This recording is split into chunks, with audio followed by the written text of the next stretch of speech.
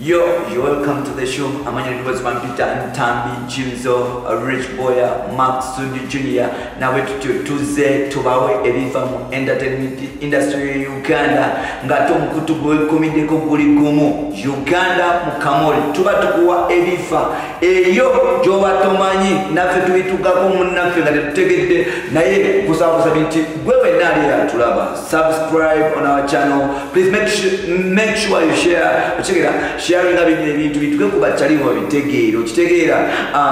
tuberenga tukwasaganya ensonga zino bwetyo mpola you can follow us on Facebook, you can follow us on Twitter, Instagram, you can come on tuberenga tukwasaganya, and you can follow me on Facebook Ntambi Jimzo, you can add me on Twitter Jimzo16 and on social media Edis Gado. Nakulwalero tukuletedde ebintu ebinyumenye mboze nyumenyo atenga ge mawulire agali Kampala munange ebiseera byebivuddeko ebiwedde gyebivuddeko emabega abantu babadde bagamba nga mwezibadde zitambula nga bagamba nti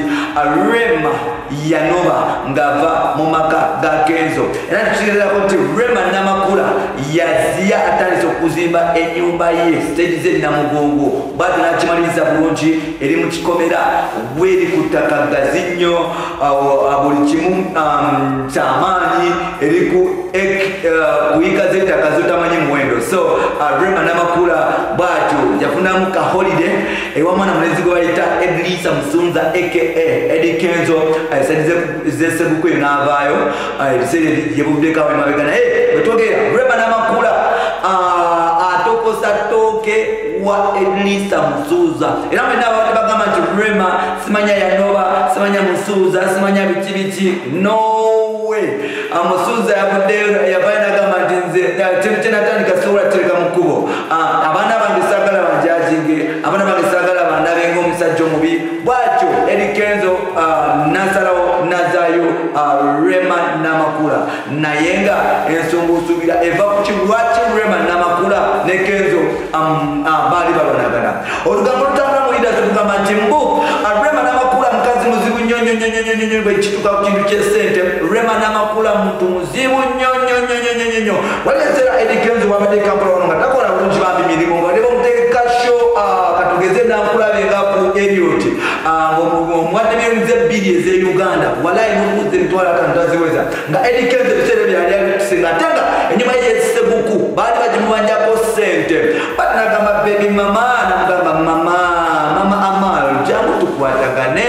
tusasule akayumba kitegeera tumalizeyo ennyumba Rema n'agamba nti nedda osaaga bw'obeera bweru osiba mu nnyonyi osiba n'abakyala abalala ku trip tukulaba France tulaba olukomawo wano tokyasula waka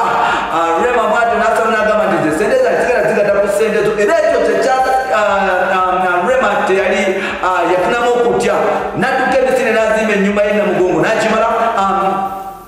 n'asooka wamuko Kenzo live Kenzo munange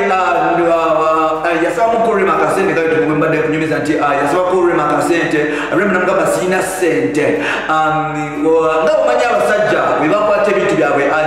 babikwata mpola of course sometimes atawamu bapapa Rema n'avaayo manager kaimana mutesa nangamba jja office wano tulina omunogo tunokwata naye twagala tukukola section bweti ne bweti yali akavaayo abasajja abeepakuze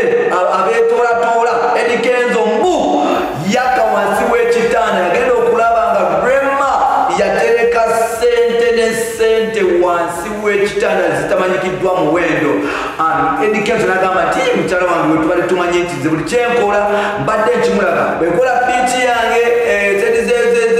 Masaka mugamba nti bebi naguze biiki jangu tukole ffenna bwengula ennyumba zange zengule ne makinje wawa nkoze studio ntambudde wa mugamba bebi tukoze naye Rema lwaki abankweka ssente ze Kenzo kyamuyisa mu bubi n'amugambako Rema of course n'agamba nti nze